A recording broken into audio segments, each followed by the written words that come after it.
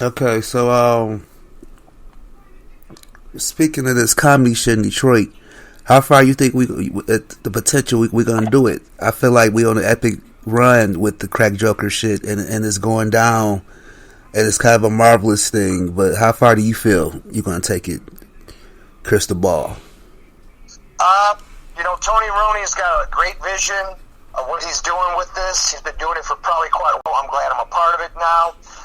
I'm definitely bringing a lot of fuel to the scene to help out others, or they can help out me.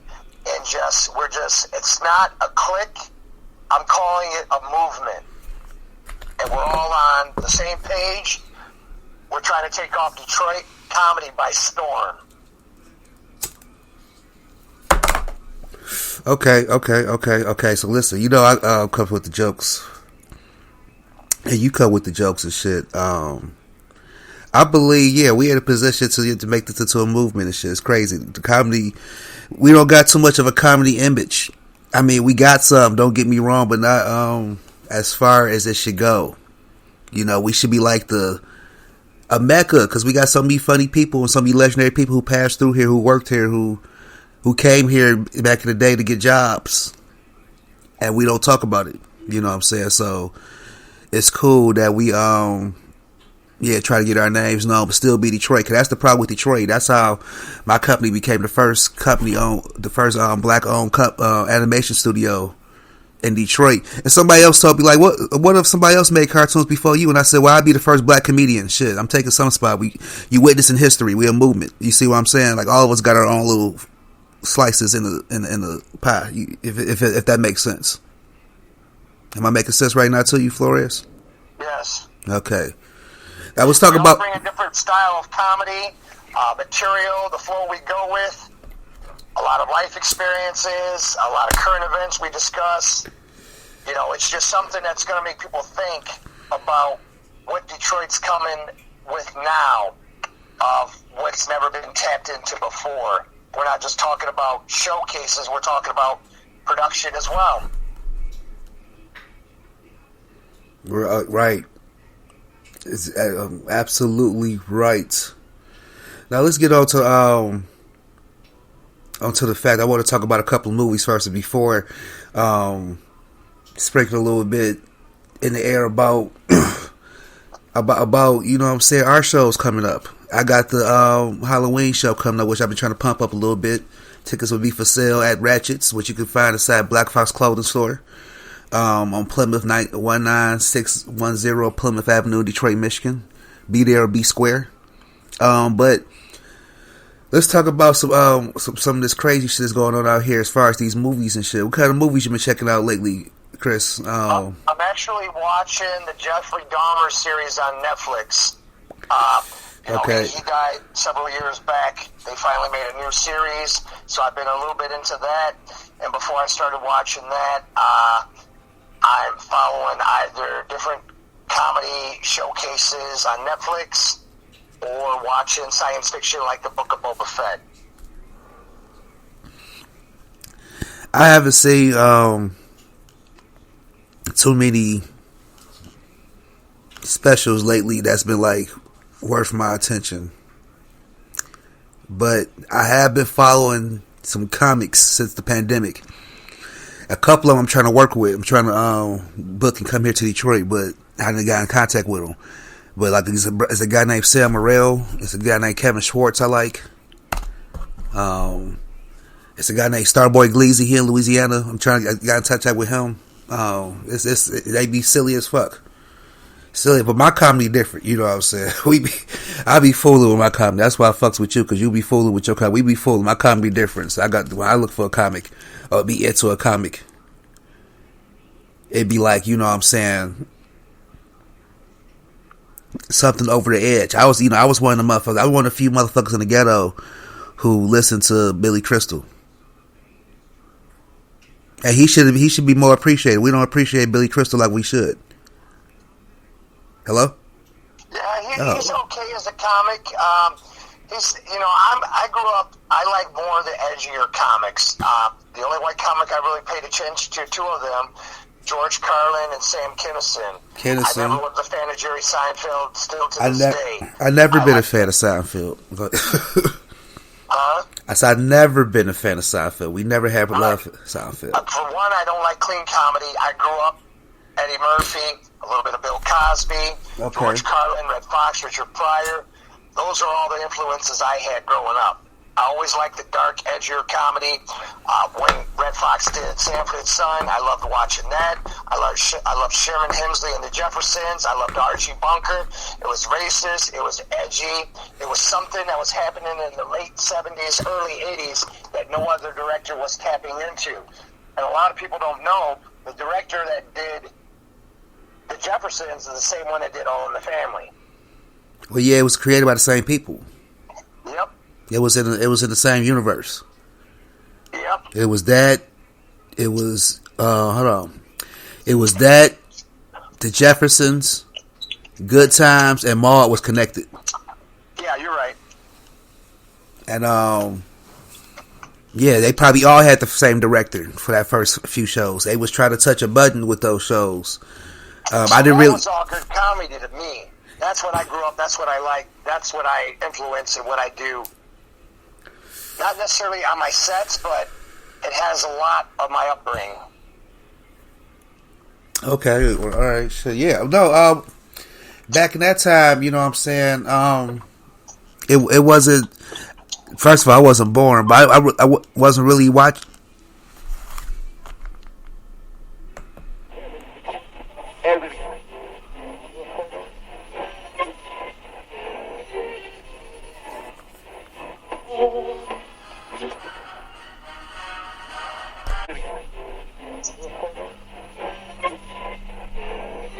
I'm working for 3.5 more hours.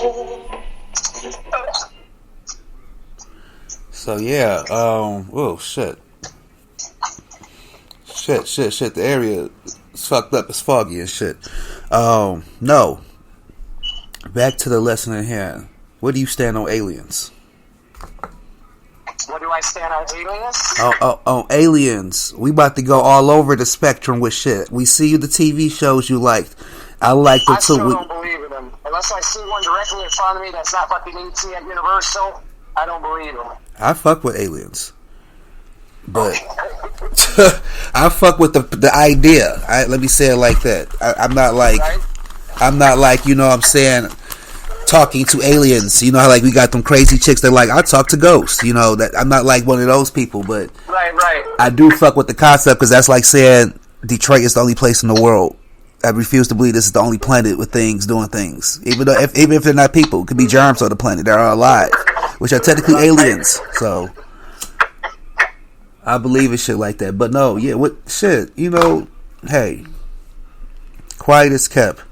It's a lot more weird and strange things in this universe to worry about, to believe in. You see what I'm saying? So I don't be mad or judge people who say they don't believe it. Just like I don't get mad. This guy the other day was trying to. He damn near was trying to beat my ass because I wouldn't believe in the flat Earth idea. I just wouldn't get into it. It wasn't important enough to go into. I believe the Earth is a sphere at the end. You know, we don't have to. Ain't like we gonna jump off the edge tomorrow and change our lives type of thing. So why go this hard in the pain for it? And he was like just talking. Everybody's sheep, and you don't understand that if you look at this and the plane don't put it. And I said, how you know? I've been reading books since I was younger in the book, man. It was a whole like vibe that should have went on, that shouldn't have went on, but he just kept making it go. I ain't seen the motherfucker since then. He may have got fired. I don't know. Just pray for him. That part of the show was brought to you by What's That Smell? It's a little non-profit out of Taylor. They wash shoes, they do car washes, they sometimes enter the parade, they tutor you on math and a little bit of PE. And there's a lawyer there who notarizes shit every now and then. What's That Smell? It's a non-profit. So, besides that, when you hosting the show, I wanted to ask that shit. Let's pump that up. I haven't seen your flyer yet.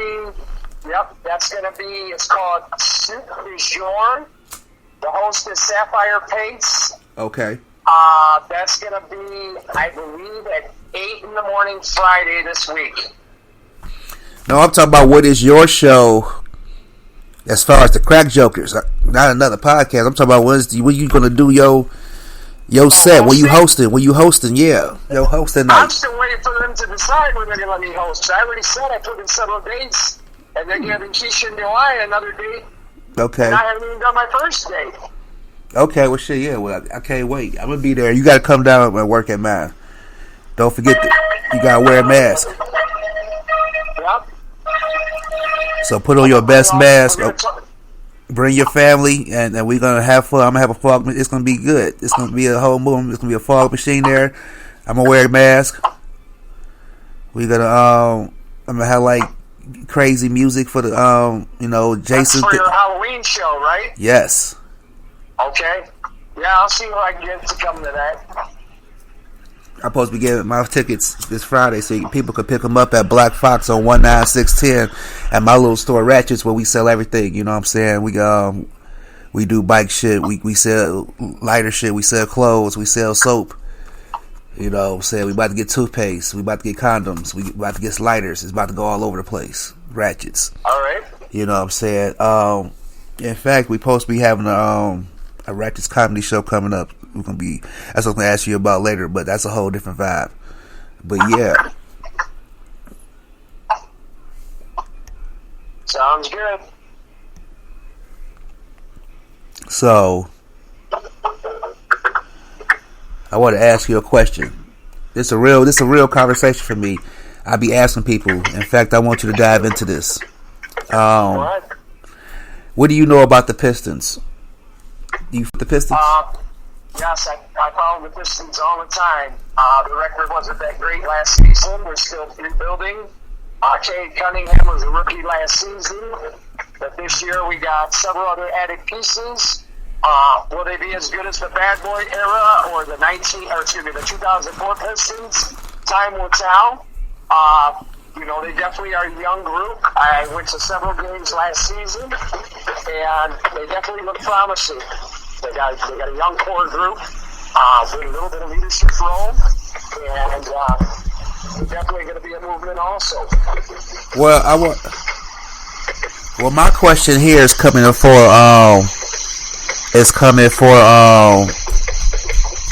the legends, the Bad Boy era. I got a question out here. The best time to be a Piston, arguably. If 1988 to 92, I believe it was. Okay, right. So you were there with me. I was there. Okay, so I want to know, what did Dennis Rodman do to get so much disrespect from the organization? He was a different breed of a basketball player. But he still was a bad boy, right? No, he stayed for, I think, up to 1991, and then he ended up going to, I believe, the Chicago Bulls. That's when the Bulls had the reign. They took 3 more championships. But Rodman was drafted as a Piston. He came from a school that was, I believe, HBCU school, kind of like Ben Wallace. Not really recognized the athletes. Chuck Daly, the coach at the time, and Jack McCloskey, the general manager. So we heard about this guy, a lanky kid. He didn't have a lot of strong upbringing, so they basically mentored him and made him who he became. No. Listen. We ain't about to disrespect Dennis Rodman on Keeping It Realer. I'm trying to tell you, the brother been there. I'm looking at the information now. The brother been there since the beginning. He was one of the original bad boys. Yes. Like 87, I believe. Yeah. You see what I'm saying? No, it's it say 86 right here, but yeah. So I'm saying, there's no pictures of him. There's no bobbleheads of him. There's no name of him. I even seen a picture of motherfucking, what's his name? The guy who was mayor for Bingham, Dave Bing. You know, what's his name? Benny Johnson? No, it's his name, David Bing. He was the mayor for a second.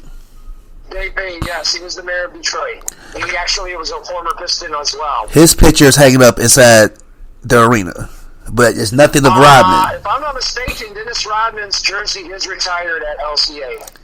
It is the jersey here. Yeah, that's it. The ad is in Chicago. He got jerseys hanging up. I'm talking about, where's his pictures at? Where's his bobbleheads? Where's his accolades? Where's his specials? Like, That whole team need him, not just him. We need to see more shit. We need, but I'm saying he gets the most disrespect. I at least see pictures of Isaiah. I at least see paintings of John. You know what I'm saying, Joe Dumars. I at least see clips or it's signatures of Bill Lambier. They got these. Yes. They got manholes. You know, as great as he was, he's almost like blackballed by the organization. Why? That's the question we try to get to the bottom of. That's the nitty gritty. Why? Yep. Well, if I'm not mistaken, they had issues with him because after he left the Pistons, the guy is a little bit of a basket case, even though he was a great athlete. Yep. And I think they didn't like that in their organization because he was very hard to control. But he was a great person when it came to basketball. But you have to put the two together. When he became a Bull with Michael Jordan, he couldn't really control him either. So that might have something to do with it. Well, damn. And he does deserve credibility and the accolades just like every other person. Precisely. Without him, they wouldn't have had a championship. Let's talk about that. You know who else they're going to do it to? You know who else they're going to do it to? Mark my words. Miguel Cabrera. What about him? They're going to act like he don't exist when he start working. Watch. He only there to make money for him.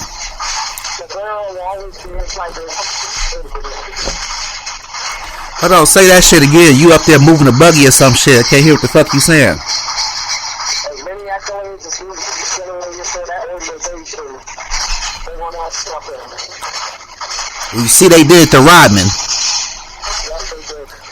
They doing it to Rodman, and for no motherfucking reason.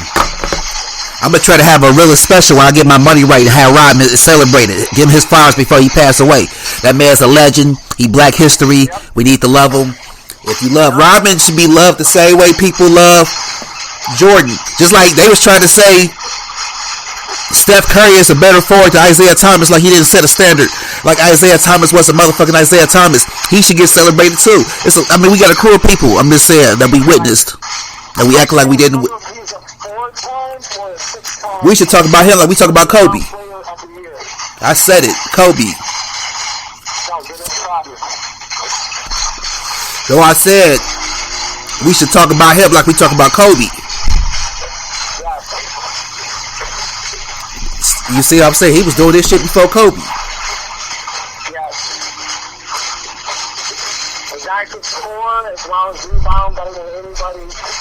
Listen, not to interrupt you. Another thing about the situation is this was the only team that kind of made the legendary Michael Jordan rethink his steps. Because he was like the Pistons is something else. They said he had to train. They said they was training against him hardcore, but at the same time he was coming up with different shit too. Like, I can't fuck around in Detroit. You can't drop the ball in Detroit. He knew. And this is the legendary. This is the one this is the Beatles you know what I'm saying, of basketball. How Michael Jordan, how people love Michael Jordan. Everybody revert back to him. And he was afraid of this team. Not afraid, but like worried. Had to re-step. You know what I'm saying? Many times they got documented him saying like, I had to rethink my steps or redo my moves or watch this shit or work out extra harder because the Pistons will fuck you up and play good. They said Pistons got to the point of slapping shit at you and shit.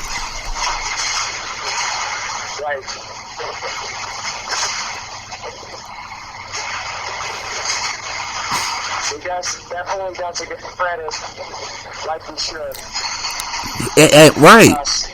When we won the championships, they had what was called the Jordan rules.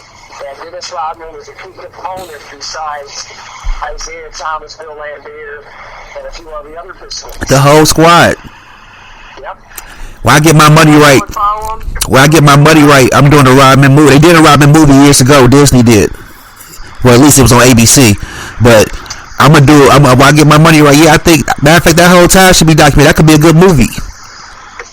That whole little time when they was becoming the bad boys. That could be a whole little movie. You remember Rodman brought a gun to the locker room? It would be interesting to see just the story on his life. Not only his upbringing, having both parents. I'm talking about the whole squad. Can you imagine being Bill Lambier back in the 80s? Yes. Can you imagine being Chuck Daly? Yes. Can you imagine? Come on, I can see a whole show on the Pistons. They got a Lakers show. It's good too. I like it. Oh yeah, Winning Time. I watched it. Yeah, it's good. I can't wait to season 2. And I watched the Wu-Tang show. So y'all can see a Pistons show. I mean, somebody may beat me to it. I could see a Red Wing show where we made Hockey Town. Yep. When we made before, when they bought the second city and turned it into a little bar, turned it to Hockey Town. Right. I remember that time. I think we won 2 in a row, then we lost 1, then we came back against Phoenix, right? Right. See, yeah, I was working down there at Joe Louis.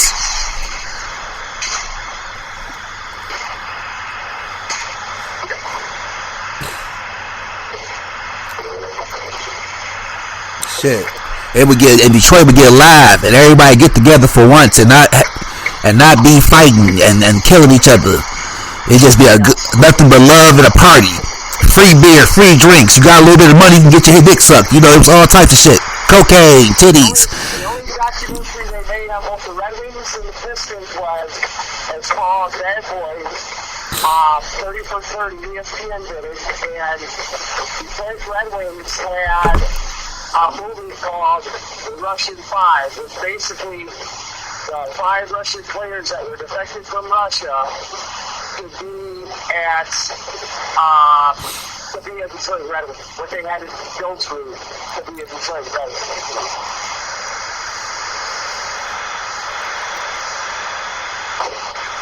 Oh shit. Oh, hello?